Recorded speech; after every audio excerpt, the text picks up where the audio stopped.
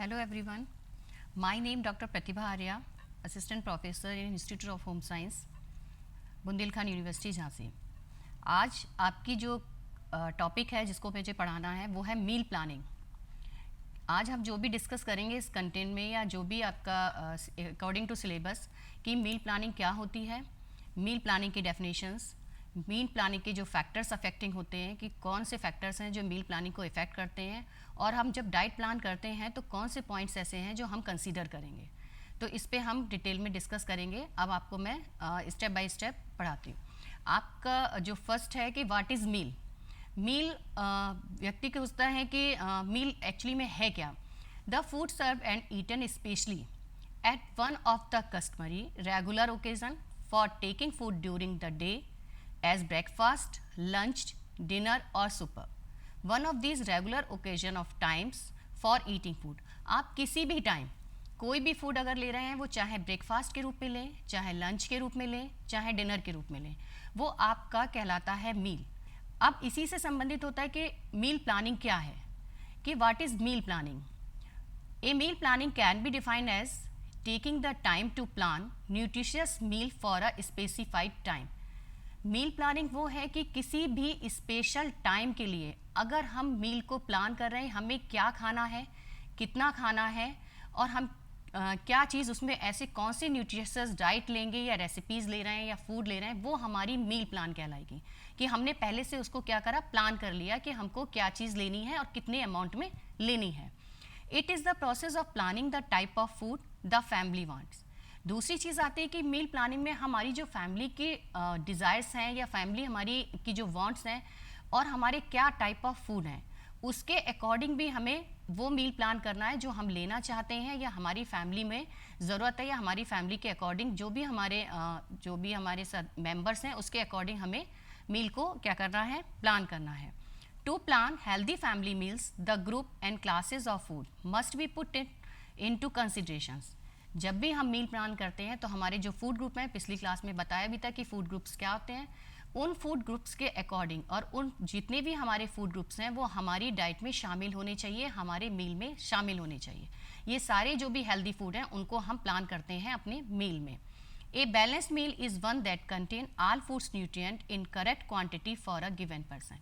किसी भी व्यक्ति के लिए या जिसके भी हम खाने के लिए मील कर रहे हैं, प्रिपेयर कर रहे हैं, उस व्यक्ति के लिए जो भी हम मील बना रहे हैं वो हमारा क्या होना चाहिए, न्यूट्रिशियस होना चाहिए। जितने भी हमारे न्यूट्रिएंट हैं वो हमारे उसमें शामिल होने चाहिए। नेक्स्ट आता है कि टाइप ऑफ मील। वास्तव में मील होता क्या है। ब्रेकफास्ट में हम जो ले रहे हैं, सुबह के टाइम हम जो लेते हैं वो ब्रेकफास्ट कहलाता है। उसमें हम जो भी मील प्लान कर रहे हैं या ले रहे हैं रेसिपी या फूड, वो हमारा मील कहलाता है। नेक्स्ट ब्रेकफास्ट के बाद आता है मिड मॉर्निंग, जो हम लगभग 11 या 12 बजे के बीच में जो भी चीज़ हम लेते हैं वो हमारा कहलाता है मिड मॉर्निंग। इसके बाद मिड मॉर्निंग के बाद हम लेते हैं लंच, जिसमें क्या कहते हैं, हम दोपहर में करीब लगभग 1:30 या 2 बजे के आसपास हम लंच को क्या कहते हैं, प्लान करते हैं। नेक्स्ट लंच के बाद आपका 5 to 6 में हमारा जो टाइम होता है वो इवनिंग टी का टाइम होता है, जिसमें हम स्नैक्स लेते हैं या चाय लेते हैं विद टी या कॉफ़ी, कुछ भी ले सकते हैं। वो हमारा क्या कहते हैं, आपका इवनिंग टी कहलाता है। डिनर में जब हम 7:30 या 8 बजे का टाइम है, जैसे आजकल तो मैक्सिमम बच्चे जो लोग फैमिलीज़ होती हैं वो 9 बजे के बाद डिनर करते हैं, लेकिन जो हमारा वास्तव में टाइम होना चाहिए वो क्या कहते हैं, हमारा 7:30 8 बजे के आसपास हमें डिनर कर लेना चाहिए, क्योंकि हमारा जो भी फूड है फिर उसके बाद वो डाइजेस्ट होगा, एब्जॉर्ब होगा, तो उसके लिए क्या होगा, उसको टाइम मिल जाएगा और वो प्रॉपर डाइजेस्ट और एब्जॉर्ब हो सकता है। नेक्स्ट आपका एक नया एक वर्ड आया है ब्रंच। ब्रंच मीन्स कि ना तो आपने ब्रेकफास्ट किया है ना आपने लंच किया है, आपने सुबह के टाइम आप चल दिए, कोई भी आपने ब्रेकफास्ट नहीं किया और सीधे आप क्या कहते हैं कॉलेज आ गए या अपने किसी भी रूटीन पे या जॉब पे निकल गए, आपने ब्रेकफास्ट नहीं किया और आपने क्या हुआ कि ना तो लंच का टाइम था, आप उन दोनों को क्या करते हैं, मिला देते हैं कि उसमें ब्रेकफास्ट भी और लंच भी, मतलब दो आपके मील को हम अगर एक मील बना दें तो वो हमारा ब्रंच कहलाता है। जो आजकल बहुत ज़्यादा देखने को मिल रहा है कि लोग ब्रेकफास्ट को स्किप कर देते हैं और वो क्या कहते हैं, आपका जो लंच को उसी में वो ब्रेकफास्ट शामिल कर दे कि ठीक है हमने ले लिया, लेकिन वो लंच जो हमारा वर्ड आएगा वो ब्रंच कहलाता है। प्रिंसिपल ऑफ मील प्लानिंग, कोई भी जब हम मील प्लानिंग करते हैं तो हमारी क्या कहते हैं 3 प्रिंसिपल होते हैं। उन चीज़ों को ध्यान में रखें या वो प्रिंसिपल जो हैं उनको हमें फॉलो करना चाहिए। फर्स्ट आपका आता है न्यूट्रिशनल एडिकेसी, कि कोई भी मील अगर हम प्लान कर रहे हैं, चाहे वो ब्रेकफास्ट के समय हो, चाहे वो लंच के समय हो या डिनर के समय, उस समय जो भी हमारे न्यूट्रिएंट हैं, जो हमारे कार्बोहाइड्रेट, फैट, विटामिन या प्रोटीन है, वो प्रॉपर अमाउंट में हो, अकॉर्डिंग टू आपकी रिक्वायरमेंट हमारे वो उसमें शामिल होने चाहिए। जब भी हम कोई मील प्लान करते हैं तो ये हमारे लिए बहुत ज़रूरी है कि हम न्यूट्रिशनल एडिकेसी का ध्यान रखें। ऐसे नहीं कि हम कुछ भी उठा के खा लें। सुबह के टाइम अगर मान लीजिए हमें भूख है तो हमने दाल मोट ले ली या हमने चाय पी ली और कह दिया हमने ब्रेकफास्ट किया था। ये आपकी गलत आदत है, ये एक रॉन्ग हैबिट है कि आप अगर किसी भी चीज़ को आप न्यूट्रिशनल पॉइंट ऑफ व्यू से अगर हम देखें तो वो हमारे लिए हेल्दी नहीं है और इसको हमें क्या करते हैं, अवॉइड करना चाहिए। नेक्स्ट आपका आता है, अगर हम मील प्लान करते हैं तो इकोनॉमिक, जो आजकल ज़्यादा मायने रखता है कि फाइनेंशियली हमारे हम किस उसमें हैं, हम किस इनकम ग्रुप को फॉलो करते हैं। क्या हम अपनी जो लंच है या हमारे डिनर है या जो हमारे फूड ग्रुप हैं, क्या उनको हम ले सकते हैं। अगर मान लीजिए लो इनकम ग्रुप है तो क्या वो पनीर को ले सकता है प्रोटीन की कमी के लिए, कि अगर हमें किसी को रिकमेंड कर दें कि आपको प्रोटीन चाहिए, तो हमें पहले ये देखना होगा कि वो किस ग्रुप में आता है। क्या वो लो इनकम ग्रुप में है, हाई इनकम ग्रुप में है या मिडिल इनकम ग्रुप में है। अगर वो उसको पैसा ही उसके पास नहीं है तो हम उसके लिए ये नहीं कहेंगे जाइए आप जाके पनीर ले लीजिए प्रोटीन के लिए। हम बल्कि उनके लिए वो चीज़ें देंगे या वो मील प्लान करेंगे जो उनके अफोर्डेबल होगा और वो उनके उसमें आता है कि वो खरीद सकते हैं। तो ये हमारा सेकेंड पॉइंट होगा कि हम एज अ इकोनॉमिक आधार पर हम कौन सा फूड चुन रहे हैं। इसीलिए हम सीजनल वेजिटेबल या सीजनल फूड की तरफ चले जाते हैं, क्योंकि उस समय क्या होता है, वो थोड़े से सस्ते होते हैं और हमारी जो उनकी न्यूट्रिशनल क्वालिटी होती है वो भी क्या होती है, अच्छी होती है या इम्प्रूव होती है। नेक्स्ट आता है आपका साइकोलॉजिकल सेटिस्फेक्शन। हम कुछ भी कभी भी नहीं खा सकते हैं जब तक हमारा एक हमें कहते हैं ना मानसिक संतुष्टि ना मिले। कोई भी खाना अगर हमने खाया है, कोई भी मील हमने लिया है, तो अंत में हमें ये कहना होता है या निकलता है मुंह से कि चलिए तृप्त हो गए। तो तृप्त होने का मतलब है कि आपके जो भी अंदर के हार्मोन्स हैं वो बहुत स्मूथली आपके रिलीज होंगे, वो आपके जो भी आपने खाना खाया है उस पर बहुत अच्छे से वर्क करेंगे और वो अच्छे से डाइजेस्ट और एब्जॉर्ब होंगे। तो साइकोलॉजिकल सेटिस्फेक्शन भी एक बहुत ज़्यादा इंपॉर्टेंट फैक्टर है कि जब हम मील प्लानिंग करते हैं तो हमें ये तीनों चीज़ों का क्या होना चाहिए, ध्यान देना चाहिए, या इनको बातें हमें ध्यान रखकर ये मील प्लानिंग करनी चाहिए। ये हमारे 3 प्रिंसिपल हैं। नेक्स्ट आता है आपका कि कौन से ऐसे फैक्टर हैं जो मील प्लानिंग को इफ़ेक्ट करते हैं। किन बातों को हम ध्यान में रखें जिससे हम क्या कहते हैं, जो भी हम लंच बना रहे हैं या ब्रेकफास्ट बना रहे हैं या हम डिनर बना रहे हैं, वो हम क्या कहते हैं, कौन से फैक्टर्स को हम कंसीडर करेंगे उसको प्रिपेयर करने में। सबसे पहले आपका आता है एज। एज आप जानते हैं कि हमारी प्री स्कूल एज हो सकती है, स्कूल गोइंग चिल्ड्रंस होते हैं, एडोलेसेंट होती है, ओल्ड एज पीपल होते हैं। हमारे घर में हर तरह का व्यक्ति होता है। हमारे घर में बच्चे भी होते हैं, बड़े भी होते हैं, बुजुर्ग भी होते हैं। तो हमें उन सब जो भी फैमिली में है या जिस व्यक्ति के लिए हम मील बना रहे हैं, हमें ये देखना पड़ेगा वो किस एज ग्रुप के हैं। उसी के अकॉर्डिंग, क्योंकि उनकी एज के अकॉर्डिंग ही उनकी रिक्वायरमेंट होंगी, उसी के अकॉर्डिंग उनका आरडीए होगा कि उनको कितने अमाउंट में चाहिए पर डे, क्या क्या चीज़ उनको ज़रूरत होगी। अगर वो ग्रोइंग एज पे हैं तो निश्चित है कि हमें उन्हें कैल्शियम वगैरह का ध्यान रखना पड़ेगा, क्योंकि वो ग्रोइंग पोजीशन पे है या ग्रोइंग की एज के दौरान है, तो उस समय उनकी हड्डियाँ भी बढ़ेंगी, बोन भी बढ़ेगी और हाइट भी बढ़ेगी। तो इसके लिए हमें कैल्शियम का या मिल्क वगैरह का ध्यान रखना होगा। अगर हमारे यहाँ पर एज में क्या कहते हैं कुछ बुजुर्ग लोग हैं, तो हमें ये ध्यान रखना पड़ेगा उनका कि जो डाइजेस्टिव सिस्टम है उनका थोड़ा सा कमज़ोर हो जाता है या वीक हो जाता है। तो हमें वो क्या चीज़ ले सकते हैं, क्या चीज़ वो आसानी से उनका डाइजेस्टिव सिस्टम या वो ट्रैक है वो आसानी से फूड को क्या कर सकता है, डाइजेस्ट कर सकता है। तो जो भी हम प्लान कर रहे हैं मील को, अकॉर्डिंग टू एज हम ध्यान ज़रूर रखेंगे कि किस एज ग्रुप को हम खाना दे रहे हैं या किसके लिए हम मील प्लान कर रहे हैं। सेकेंड आपका आता है जेंडर। जेंडर डिपेंड करता है कि जो भी आपका मेल है या फीमेल है, क्योंकि मेल की रिक्वायरमेंट अलग होगी और फीमेल की रिक्वायरमेंट अलग होगी। उनके न्यूट्रिशनल, उनकी कुछ जैसे कि एडोलेसेंट एज है गर्ल्स की, तो उस समय उनको आयरन की ज़रूरत होगी। तो इसलिए हम क्या कहते हैं उनके लिए आयरन का ध्यान रखेंगे, या हम जो भी मील प्लान करेंगे उसमें क्या कहते हैं आयरन रिच फूड होगा, जिससे कि क्या कहते हैं उनको आयरन की कमी ना होने पाए। तो ये हम मेल जेंडर जो होगा, हम जेंडर भी देखेंगे कि किस तरह से क्या कहते हैं हम जो जेंडर है उसका। जैसे हम लोग को होता है कि जब हम अमाउंट में बनाते हैं खाना तो ये देखते हैं कि गर्ल्स थोड़ा सा कम खाती हैं कंपेरेटिव टू फीमेल के। तो हम जो अमाउंट या हम खाना बना रहे हैं तो हमें ये पता होगा कि कौन लोग आ रहे हैं या हम किसके लिए बना रहे हैं, तो थोड़ा सा अमाउंट का भी फ़र्क पड़ता है। नेक्स्ट आपका आता है सीज़न। विंटर सीजन में अगर हम जो खाना प्रिपेयर कर रहे हैं या जो हम मील प्लान कर रहे हैं वो हम रेनी सीजन में नहीं कर सकते, और जो रेनी सीजन में कर रहे हैं हम वो क्या कहते हैं आपके समर सीजन में नहीं कर सकते। इसका मतलब है कि जो हमारा सीज़न है, चाहे वो विंटर हो, आपका समर है या रेनी है, जो भी तीनों के सीज़न उसी के अकॉर्डिंग हम अपना मील प्लान करेंगे। क्योंकि उस समय कुछ चीज़ें ऐसी होती हैं कि जो आपका मौसम होता है वो आपके डाइजेशन पे इफेक्ट डालता है।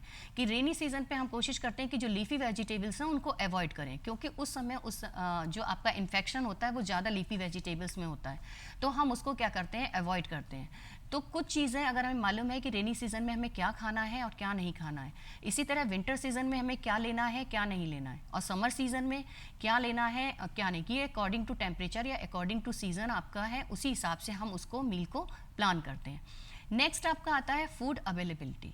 फूड अवेलेबिलिटी का मतलब है कि आप जहाँ रह रहे हैं, जिस आपका क्लाइमेट, किस सिटी में हैं आप, किस विलेज में हैं आप, किस कंट्री में हैं आप, according to country, according to आपका विलेज या आप जहाँ रह रहे हैं वहाँ पे वो फूड अवेलेबल है या नहीं।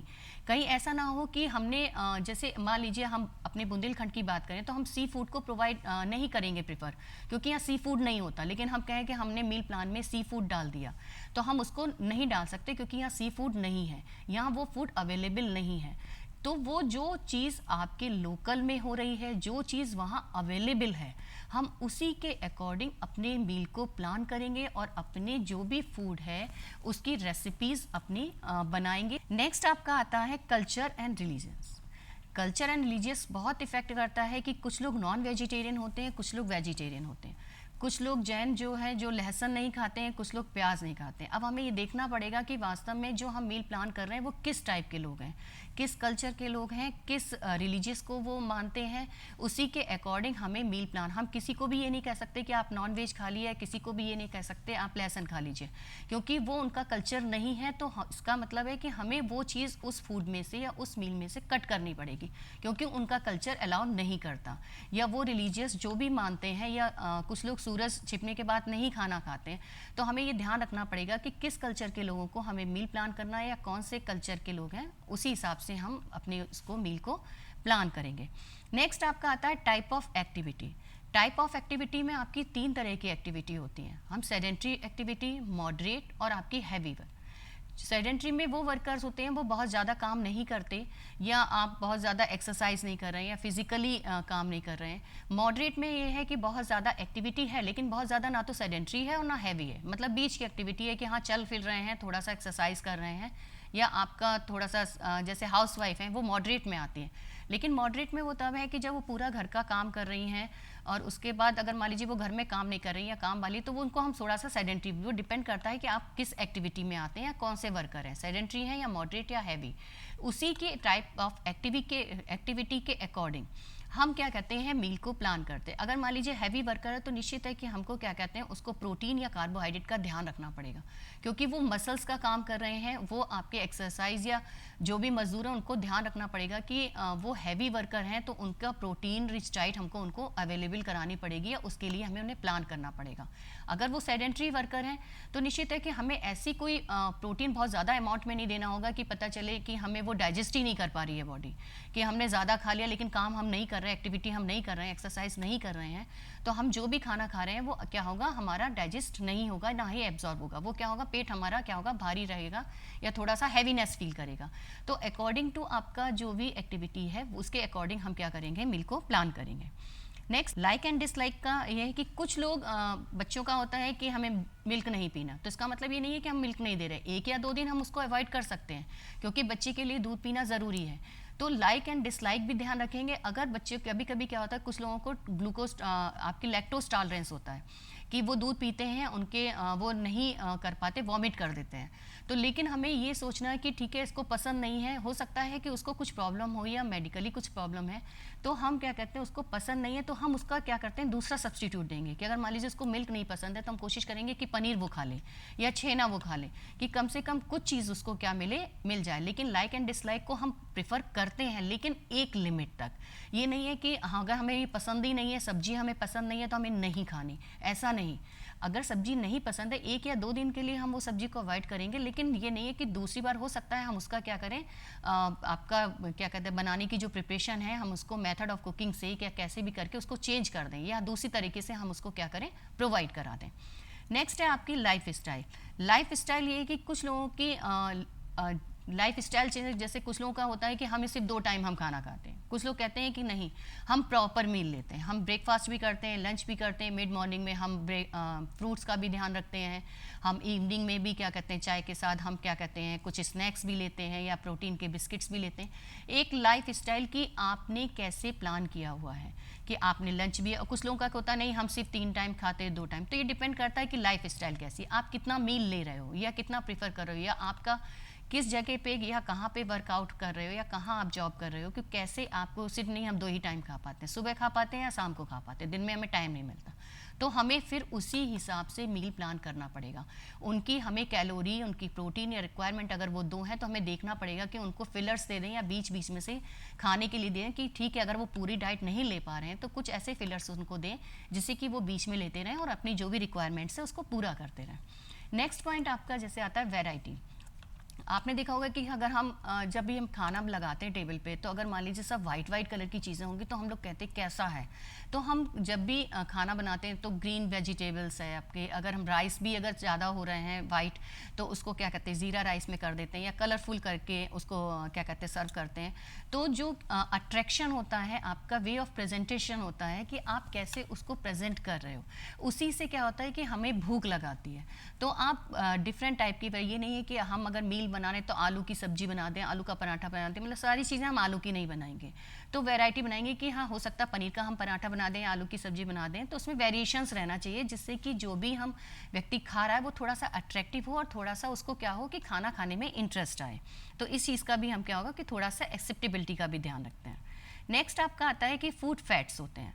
फूड फैट्स मतलब कि हमारा कॉम्बिनेशन, कुछ लोग होते हैं हम इसके ऊपर ये नहीं खाएंगे, हम मछली नहीं खाएंगे या उसके ऊपर दूध नहीं पिएंगे, या इस कॉम्बिनेशन से ये नहीं खाएंगे, तो या हम प्रेग्नेंट लेडी है तो हम उसके लिए वो पपीता नहीं देंगे। तो कुछ चीज़ें क्या होती हैं, फूड फैट्स में आती हैं, जो हम मानते भी हैं, कुछ कल्चर में मानी जाती हैं। तो ठीक है, अगर हम मान रहे हैं या उस कल्चर में ये माना जाता है कि इसके बाद ये कॉम्बिनेशन वो नहीं खाएंगे, तो हमें नहीं देना चाहिए, क्योंकि वो उस चीज़ को क्या करते हैं, हो सकता है ना इतना साइंटिफिकली फैक्ट हो, लेकिन उनके दिमाग में एक बैठ जाता है कि नहीं, इसके बाद अगर हमने ये खाया तो हमें ये हो जाएगा। कुछ चीज़ें होती हैं, कहते हैं कि मछली के बाद दूध नहीं पीना चाहिए, कि हमारी क्या कहते हैं वाइट स्पॉट हो जाए। तो वो सब चीज़ें क्या होती है, एक फूड फैट्स हैं, कुछ मिथ भी हैं, कुछ साइंटिफिकली सही भी हैं। तो उन चीज़ों को भी हमें ध्यान में रखना चाहिए, और किस कॉम्बिनेशन को हम दे रहे हैं किसके साथ, कि ये नहीं कि दही अगर हम दे रहे हैं तो दही के साथ हमने खीर भी अगर सर्व कर दी या प्लान कर दी, तो वो हमारे लिए सही नहीं है कि हम दही भी प्लान कर रहे हैं, हम दूध भी प्लान कर रहे हैं। तो वो चीज़ हमें क्या होनी देखनी पड़ेगी कि क्या कॉम्बिनेशन हमारा फूड का होना चाहिए। जैसे आप कुछ एग्जाम्पल्स कोट किए हुए हैं, जैसे milk consume along with fish in any forms may cause vitiligo, food cooked in aluminium utensils can cause cancer, skim milk has little nutritive value.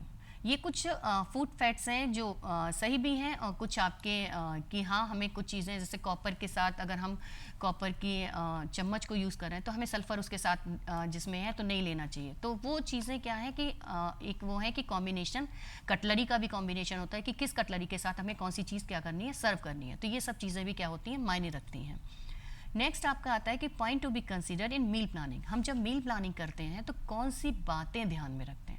पहले हमने पढ़ा कि मील क्या है, नेक्स्ट हमने था कि मील प्लानिंग क्या है, फिर था कि आपके प्रिंसिपल क्या हैं, और एंड की फैक्टर कौन से फैक्टर हैं जो हमारी मील को प्लान को आपके इफेक्ट कर रहे हैं। नेक्स्ट है आपका point to be consider in meal planning. जब हम मील प्लानिंग करेंगे तो कौन से पॉइंट्स को ध्यान रखेंगे। All nutrient include according RDA। आपका जो RDA है उसके अकॉर्डिंग सारे न्यूट्रिएंट हमारे मील में शामिल होने चाहिए। कार्बोहाइड्रेट, फैट, विटामिन, प्रोटीन, सारे जो भी हमारी रिक्वायरमेंट है आरडी के अकॉर्डिंग हमें जो प्रिस्क्राइब किया गया है कि इतने आपको अमाउंट में लेनी है ये न्यूट्रिएंट, वो सारे के सारे हमारे उस अमाउंट में शामिल होने चाहिए। नेक्स्ट है आपका serial should not be consume more than 75%। हम सीरियल डाइट जो है वो 75% से ज़्यादा किसी भी हालत में कंज्यूम ना करें। ये भी मैक्सिमम है कि हम 75 तक लेके जा रहे हैं, लेकिन इसके ज़्यादा 75 की हम दिन भर ही रोटी खा रहे हैं, चावल खा रहे हैं, तो वो भी ये नहीं कि हम सीरियल बेस्ड डाइट को हम बहुत ज़्यादा 75% से ज़्यादा कंसिडर ना करें। Fats and oil should be 50 to 20% of total calories and 5% from sugar and jaggery। जो भी हम फैट एंड ऑयल्स अपनी डाइट में शामिल करें वो लगभग जो भी कैलोरी है उसका 15 से 20% होना चाहिए, और जिसमें कि 5% आपका कहाँ से आना चाहिए, शुगर से या जैगरी से। लेकिन अब हम कोशिश करनी चाहिए कि हमें शुगर से भी नहीं आना चाहिए, बल्कि जैगरी से आना चाहिए, गुड़ से आना चाहिए वो साथ में, क्योंकि आपको एनीमिया से भी क्या करेगा, क्योंकि इसमें आयरन रिच है तो वो आपको क्या करेगा, एनीमिया से भी बचाएगा। नेक्स्ट है आपका combination of different oil should be use because they provide omega 3 and omega 6 fatty acids. जो भी आपके फैटी एसिड्स हैं, जो भी हमारा ऑयल से, कुछ कभी कभी देखा होगा कि हम लोग क्या कहते हैं एक ही ऑयल को क्या कहते हैं खाते रहते हैं, कि हम सिर्फ मस्टर्ड या ऑयल यूज़ कर रहे हैं, या हम तिल का ही ऑयल यूज़ कर रहे हैं, या हम रिफाइंड ऑयल यूज़ कर रहे हैं बहुत लंबे लॉन्ग टाइम तक। ये नहीं होना चाहिए, हमें कॉम्बिनेशन करना चाहिए कि कुछ दिन हमने मस्टर्ड ऑयल यूज़ कर लिया, कुछ दिन हमने रिफाइंड कर लिया, कुछ दिन तिल।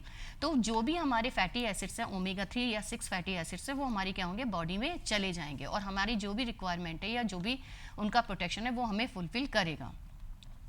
Saturated fat, cholesterol and trans fat should be used in limited amount. जो हमारा सैचुरेटेड फैट है वो हमारी, क्योंकि कोलेस्ट्रॉल लेवल इसको बढ़ाएगा, तो वो हमें थोड़े से अमाउंट में ही या लिमिटेड अमाउंट में ही क्या है यूज़ करना चाहिए, जिससे कि हमें हार्ट की कोई भी प्रॉब्लम आगे जाके ना हो।